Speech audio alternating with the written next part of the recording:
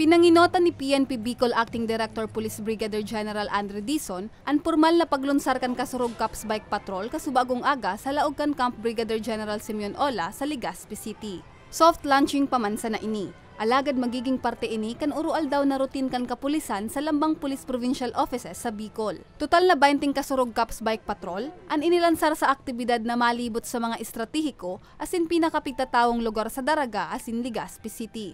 Sigun sa direktor, saro ini sa mga nahihiling niyang lakda nga ni mas mamatean kan komunidad ang presensya kan kapulisan. Siring man na magkaigwanin mas pusog na koneksyon ng PNP sa lambang Bicolano. May tinatawag tayo ma'am na nasa sariling bakuran natin, dapat yun doon natin sisimulan yung kasipagan, yung pagiging role model ng isang pulis po. Yung sinseridad mo sa pagsiservisyo, yung morally convinced ka na ginagawa mo yung trabaho. So, very satisfactorily, sir, because when we went around this morning, we have felt the appreciation of the public.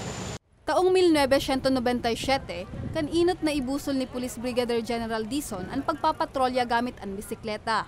Asin tinawan buhay niya iniliwat ngunyan para sa mas mahiwas na serbisyo kan kapulisan sa komunidad. Apwera sa bintahe ini sa salud. Nagtutubod man si Dizon na epektibo ini sa pagpuho ng kriminalidad. Siring manatiwala ang opisyal sa kapabilidad gan sa iyang bike patrollers.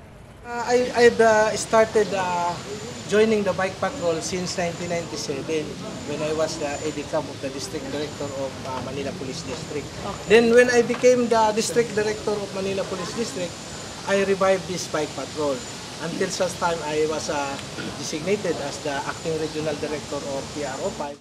Mientras tanto, apwera sa bike patrolling, plano man kan direktor na maibalik ang motorcycle patrollers. Para sa mga baretang tatak Bicol, Jennifer Pulinar.